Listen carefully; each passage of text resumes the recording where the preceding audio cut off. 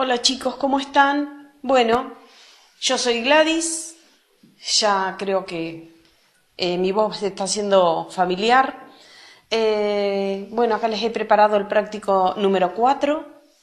Vamos muy bien, aunque hay algunos remolones todavía que no me han entregado algún trabajito, así que bueno, cuando escuchen este audio espero que me manden las actividades para estar al día, todos juntos, para que podamos seguir trabajando, armando la carpeta. Y yo les he preparado un práctico diferente. Y seguimos con más lectura, por supuesto. Este trabajo está compuesto de algunos mitos griegos. Tiene dos objetivos: que lean y se pongan a volar con la imaginación.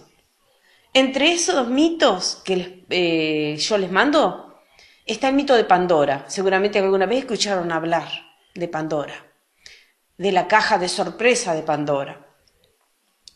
Pandora fue la primera mujer creada por el dios Hefesto, de quien los griegos pensaban que había traído todos los males a este mundo al no poder resistir la curiosidad y abrir la caja. En fin, historias de héroes, dioses, diosas y criaturas fantásticas que solo existían en la imaginación de los griegos, pero que en la actualidad seguimos utilizando sus enseñanzas y hasta esas creencias que dieron origen a muchas de las palabras que hablamos. Por ejemplo, la palabra fobia, discordia, incluso nombres de continentes como Europa o nombres de mares como Egeo. Y ya lo van a encontrar en uno de los mitos. Bueno, ¿qué les propongo yo esta vez? Van a tener que leer 3 mitos: Teseo y el Minotauro, lectura e interpretación; Orfeo y Eurídice, ¿sí? Y van a responder a 4 consignas nada más, que va a ser la interpretación del texto. Van a leer el mito de la caja de Pandora y responder otras 4 consignas. Y una vez que hayan leído los mitos, hayan respondido, van a escribir en su carpeta las explicaciones.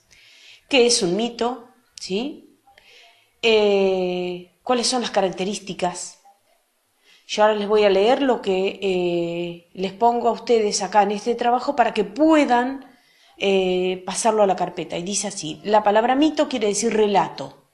El mito es una narración de carácter sagrado, ya que formaba parte del ritual religioso de los pueblos de la antigüedad. Cuando nosotros vemos los mitos, en los mitos los personajes principales son los dioses. Por eso nosotros podemos decir que tiene un carácter sagrado. Los mitos son de origen popular y a su vez se transmitieron oralmente de generación en generación antes de que se los registrara en forma escrita. Por esa razón se puede decir que es posible encontrar diferentes versiones de un mismo relato, ¿sí? Cuando decimos versiones es porque hay un mito que después, a partir de ese mito, surgieron otros, pero la esencia de ese mito se mantienen los personajes y los hechos, pero por ahí los sucesos están contados de otra manera. Por eso se les llaman versiones. Como toda narración, el mito presenta sucesos, pero estos sucesos tienen un carácter sobrenatural. Es decir, ¿por qué podemos decir que tiene un carácter sobrenatural? Porque son hechos que exceden el mundo natural, el mundo real y natural, ¿sí? Por ejemplo, uno de los mitos que ustedes van a poder leer es el de Orfeo y Eurídice. Algo que no es natural es el descenso o la entrada, ¿sí?, de Orfeo al reino de los muertos. De acuerdo al hecho que desarrollan estos mitos, los podemos clasificar en 4. Mitos que se refieren al origen del cosmos, mitos del nacimiento de los dioses, mitos de la creación del hombre y mitos de los héroes. Ahora eso sería todo lo que ustedes tienen que pasar a la carpeta. Ahora yo lo que voy a hacer es leerles los 3 mitos, porque a mí me encantan, les voy a decir.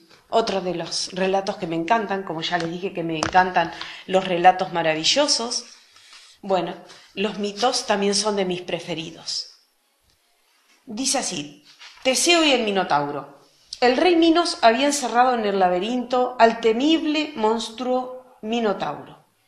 A su vez, Minos había impuesto un terrible tributo sobre la ciudad de Atenas. Cada 9 años debían enviar 7 muchachos y 7 muchachas para ser alimento del terrible monstruo. Atenas ya había enviado 2 grupos de jóvenes para alimentarlo. Esta sería la tercera remesa de jóvenes enviados. Uno de los 7 jóvenes se llamaba Teseo.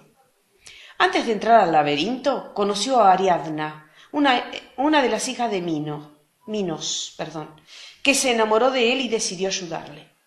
El problema no era solo matar al Minotauro sin armas, ya que no se les permitía entrar armados al laberinto, sino poder encontrar la salida en tan intrincados pasillos. Ariadna entonces, sin que nadie lo advirtiera, le entregó a Teseo un carretel de hilo y una espada mágica. Por un momento Teseo sintió deseos de escapar, pero se sobrepuso al miedo e ingresó a una gran sala. Allí estaba el Minotauro. Era tan terrible y aterrador como jamás lo había imaginado. Sus rugidos llenos de ira eran ensordecedores. Cuando el monstruo se abalanzó sobre Teseo, éste pudo clavarle la espada. El Minotauro se desplomó en el suelo. Teseo lo había vencido. Cuando Teseo logró reponerse, tomó el carretel y se dirigió hacia la entrada. Allí lo esperaba Ariadna, quien lo recibió con un abrazo. Al enterarse de la muerte del Minotauro, el rey Minos permitió a los jóvenes atenienses volver a su patria. Antes de que zarparan, Teseo introdujo en secreto a Ariadna en el barco para cumplir su promesa. El viaje de regreso fue complicado. Una tormenta los arrojó a una isla. En ella se extravió Ariadna, y a pesar de todos los esfuerzos, no pudieron encontrarla. Los atenienses, junto a Fedra, continuaron viaje hacia su ciudad. Cuando Ariadna, que estaba desmayada, se repuso, corrió hacia la costa y gritó con todas sus fuerzas, pero el barco ya estaba muy lejos. Teseo, contrariado y triste por lo ocurrido con Ariadna, olvidó izar las velas blancas. El rey Egeo iba todos los días a la orilla del mar a ver si ya regresaba la nave. Cuando vio las velas negras pensó que su hijo había muerto. De la tristeza no quiso ya seguir viviendo y se arrojó desde una altura al mar. Desde entonces se le conoce a este mar como Mar Egeo. Teseo fue recibido en Atenas como un héroe. Los atenienses lo proclamaron rey de Atenas y Teseo tomó como esposa a Fedra.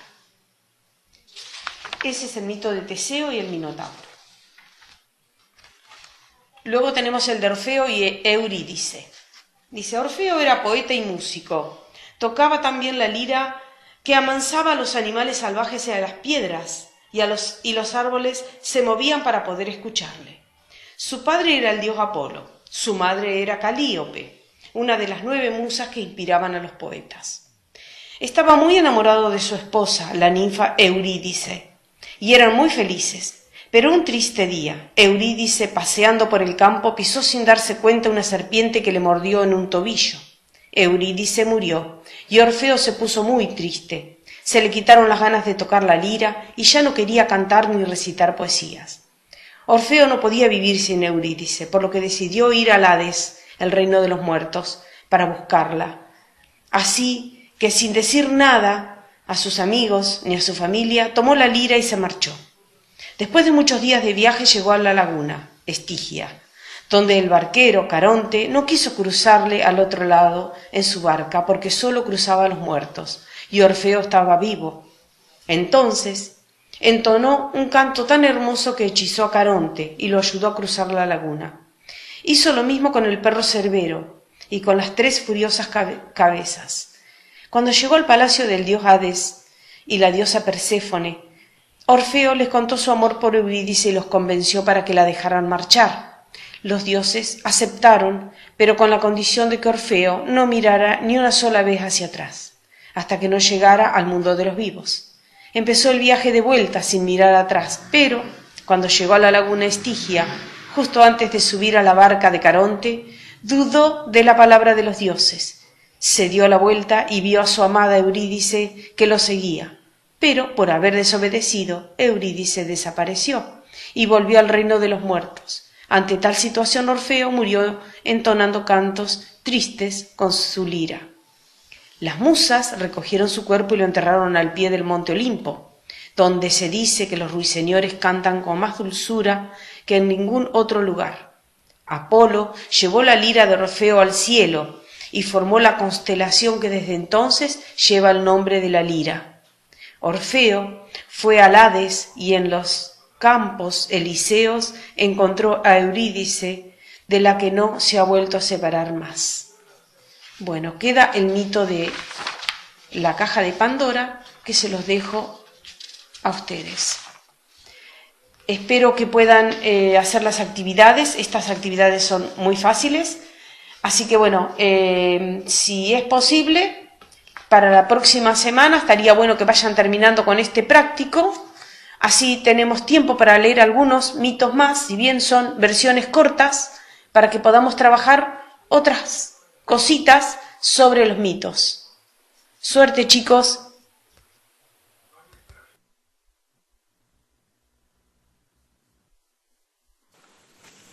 Buenas tardes, chicos, soy Renzo Bramajo, profesor de matemática de cuarto D. Y bueno, la idea de comunicarnos por este medio era explicarles un poco la última consigna del trabajo que les envié, que es la parte teórica, más que nada. Fíjense que en el texto les va a ir explicando cómo Tales de Mileto, que fue un matemático, físico, filósofo, geómetra de la antigua Grecia, lo ubican más o menos en esa época, pudo calcular la altura de la pirámide de Keops mediante el teorema que lleva su nombre, que es justamente el que nosotros estamos estudiando en este momento. Y toda esa solución se va a basar en la sombra que proyectan los cuerpos gracias al Sol. ¿Sí? Bien. Para esto, como nosotros podemos decir que los rayos de luz que provienen del Sol llegan unos a otros paralelos, ¿sí?, debido a la enorme distancia que nos separa a la Tierra del Sol. Más o menos, como para que ustedes se ubiquen, son 150 millones de kilómetros de distancia, ¿sí? Entonces, a una misma hora, el ángulo, si lo pudiéramos medir, que forman todos los rayos con el suelo es el mismo. Usando esto, a Tales se le ocurrió que el largo de las sombras de los distintos cuerpos van a estar en proporción con la altura que estos cuerpos tienen. Pueden ser personas, plantas, perros, gatos, edificios, lo que a ustedes se les ocurra. Ojo acá que no estamos diciendo que las sombras van a ser todas iguales, porque basta solamente con asomarnos a la calle un día, observar y ver que las sombras no todas tienen el mismo largo, ¿sí?, sino que estamos diciendo que están en proporción.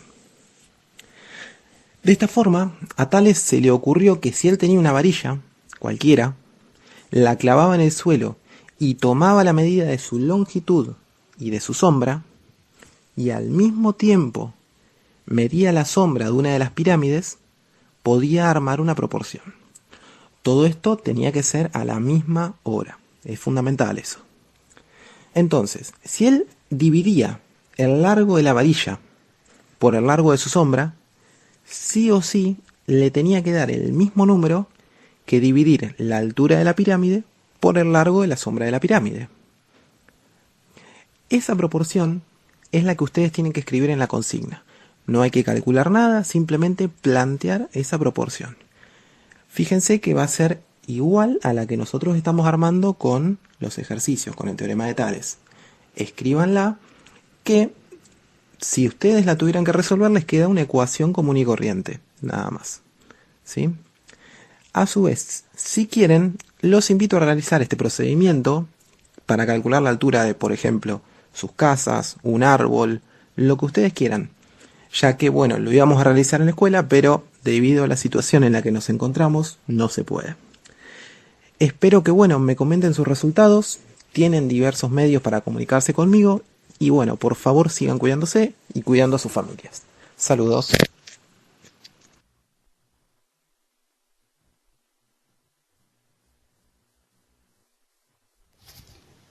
Hola chicos, soy Carla Romero, la profe de Introducción a la Física de cuarto C del turno vespertino. Antes que nada quería saludarlos y transmitirles tranquilidad. Es un esfuerzo enorme que estamos haciendo todos para cumplir con la cuarentena, lo cual implicó una reorganización de nuestras rutinas y es por eso que valoro mucho la responsabilidad de todos ustedes para cumplir con las actividades que les proponemos. En la primera actividad les propuse la lectura de un texto titulado La necesidad de unidades de medida y a continuación una serie de preguntas para reflexionar sobre la importancia del proceso de medición a lo largo del desarrollo de las sociedades y sobre la necesidad de establecer sistemas de unidades. En la segunda y última actividad, a partir de la definición de magnitud física, los invito a pensar qué magnitudes físicas medimos en la vida cotidiana y con qué instrumentos lo hacemos. Por último, los quiero alentar a que realicen las actividades. Esto es muy importante porque nos permite mantener el vínculo con ustedes. Espero que pronto podamos reencontrarnos y cualquier duda sobre las actividades nos mantenemos en contacto. Cuídense. Saludos.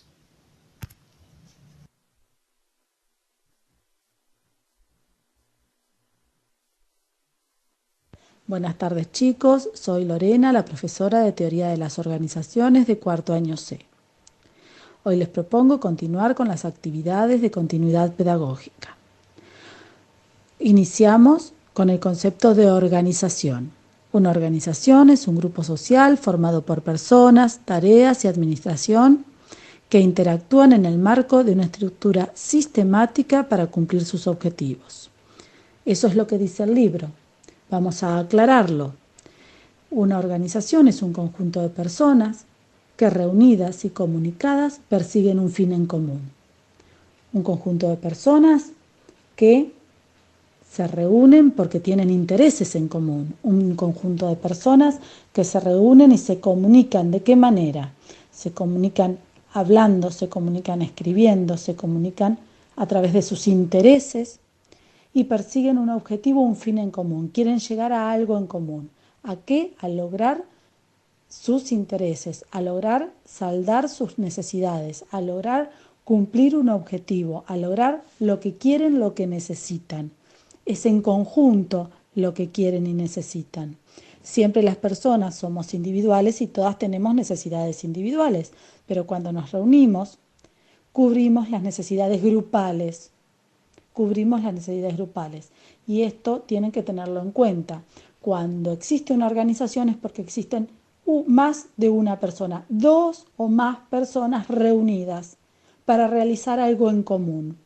No importa si eso que realizan, esa actividad, es con fines de lucro o sin fines de lucro. Si está preestablecida o no está preestablecida. Quiere decir establecida con anticipación o no.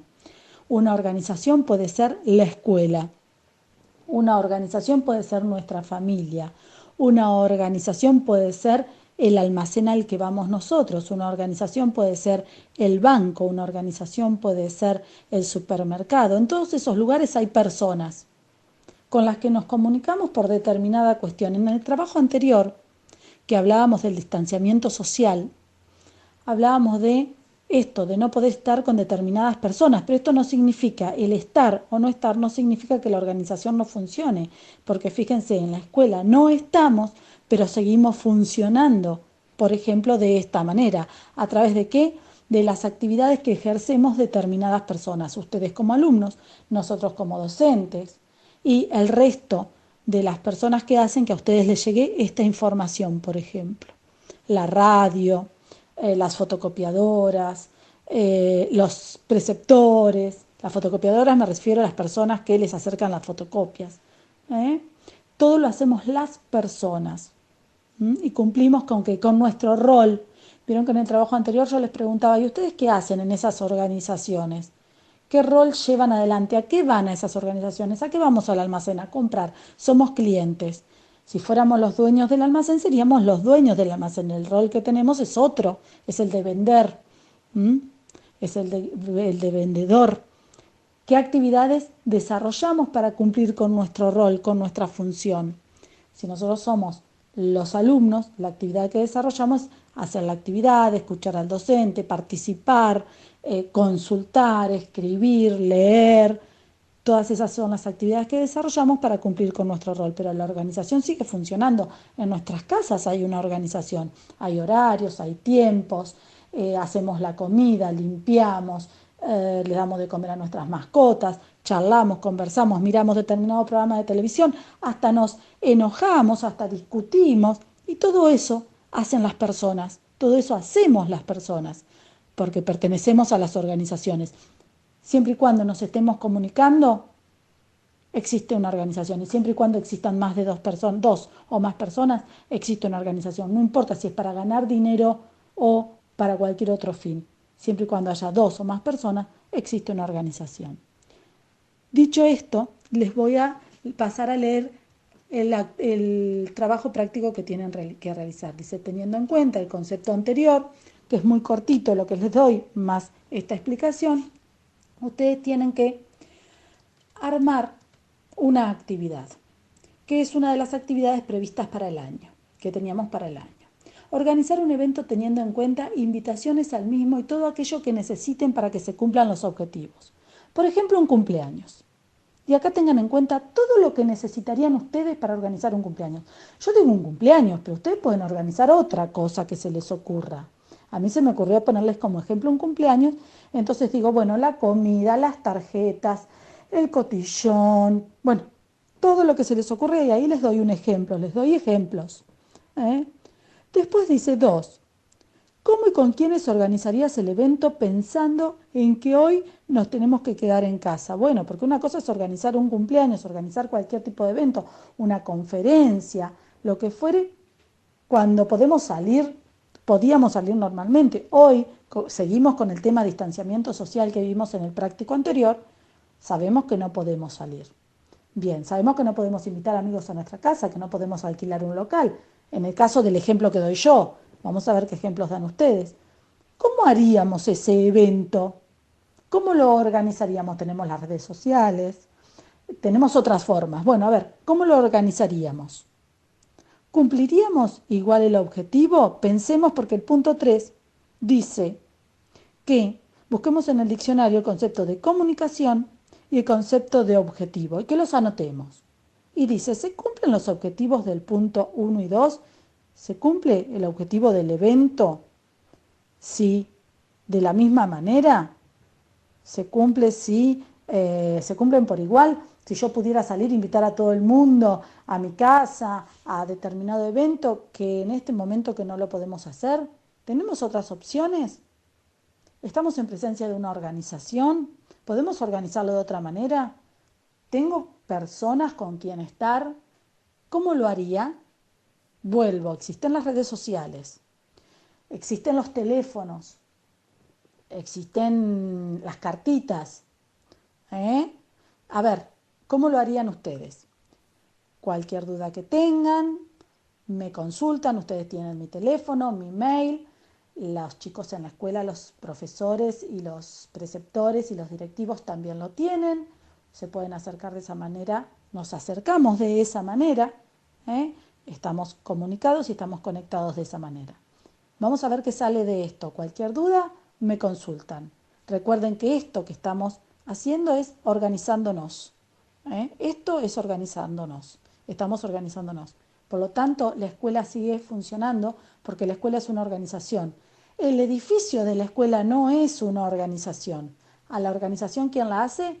Las personas, nosotros, ustedes y nosotros, que cumplimos con nuestros roles. Mientras sigamos cumpliendo con nuestros roles, las escuelas van a seguir existiendo. Por ejemplo, el evento que yo organicé hoy es de dar una clase a mis alumnos. ¿De qué manera? Comunicándole la clase, la tarea, explicándoles. ¿Y qué necesité? Un celular para mandar un audio, armar la tarea, para pasarla por el celular a los preceptores que se la van a hacer llegar a ustedes y de alguna manera les van a hacer llegar el audio a ustedes. Bueno, mucha suerte y un abrazo para todos.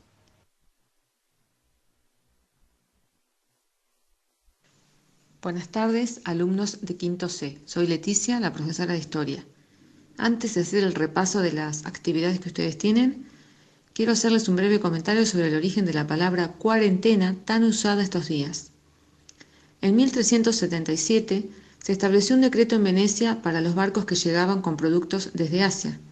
Establecía que los pasajeros debían permanecer 30 días sin desembarcar para no propagar cualquier virus que pudieran traer en los barcos. Luego extendieron el decreto a 10 días más, o sea 40 días, que en italiano se dice 40 giorni, de ahí proviene el término cuarentena. Estas medidas se implementaron en Europa luego de la pandemia de la peste negra, que mató aproximadamente 50 millones de habitantes y se propagó por las pulgas de las ratas que había en los barcos que llegaban de Asia. Es una breve reseña de una palabra que estamos usando mucho y tal vez el significado no esté tan explicado. Ahora sí, vamos a las actividades que yo les había propuesto para hacer revisión de los contenidos.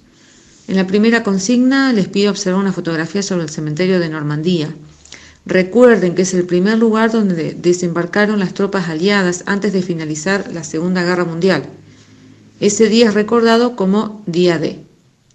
En la segunda consigna tienen que leer un artículo periodístico que recuerda el día que se arrojó la bomba en Hiroshima y a partir de ese artículo resolver las consignas que se encuentran debajo.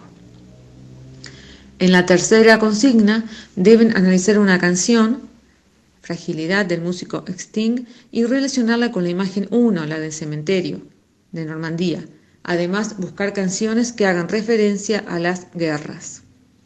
Por último, tienen que analizar fuentes de información para reconstruir el desarrollo de la Segunda Guerra Mundial. Las imágenes 1, 2 y 3 son testimonios gráficos de la guerra. Luego de observar y leer la información que brindan, deben responder las consignas A y B, las cuales les pide indicar, por ejemplo, autores de las imágenes, mensaje que transmiten, recursos gráficos utilizados.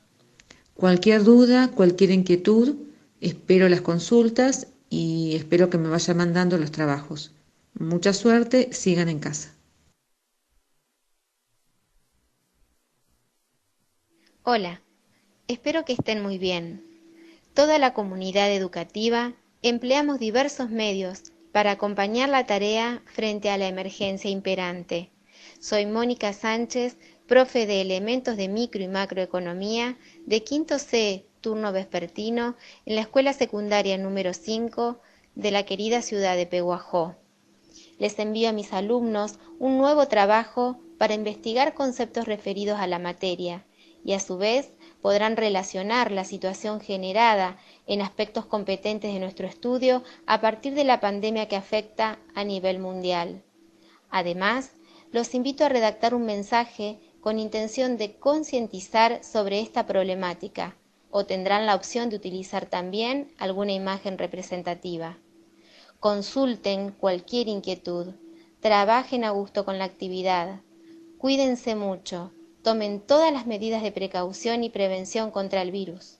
Seguimos en contacto, nos veremos al regreso en la escuela.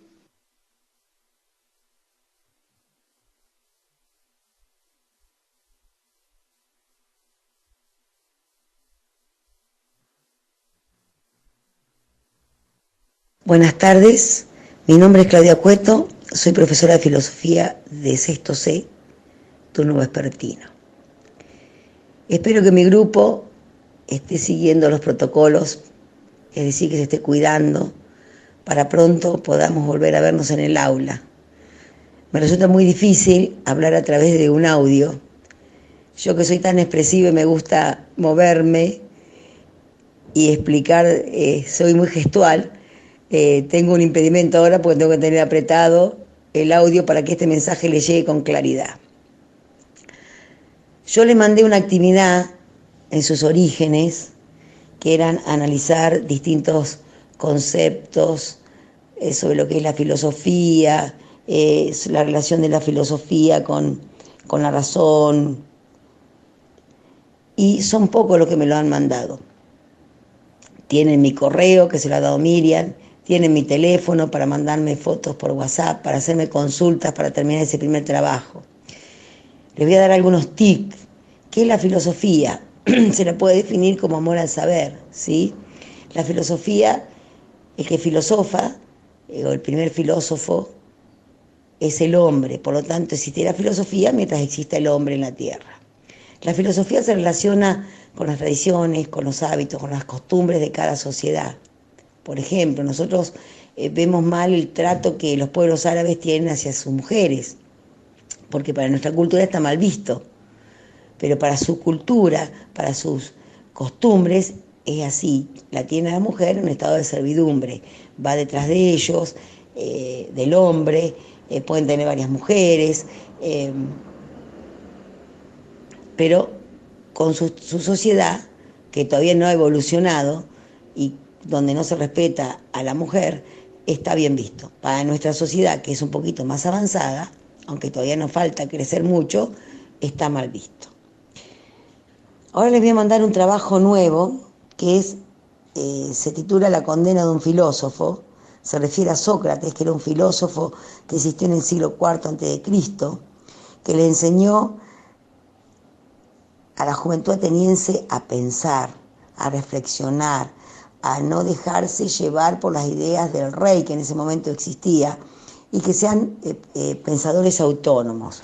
Y voy a dejar una reflexión respecto a lo que Sócrates entendía como el conocimiento. Para él, el conocimiento de uno mismo es la condición de la sabiduría y de la virtud. Conocerse a sí mismo significa adquirir conciencia de sus propios límites y de las propias faltas. La primera falta es querer estar libre de faltas. Saber no se sabe en el primer resultado del conocimiento de sí mismo. Es la primera sabiduría verdadera. Sócrates nos dejó esta enseñanza. Espero que puedan realizar este trabajo. Cualquier consulta me la hacen a mi correo o me lo hacen por WhatsApp. Gracias. Espero que esto les sirva y les haya servido para terminar la primera actividad y esta nueva que le mando con Miriam. Muchas gracias.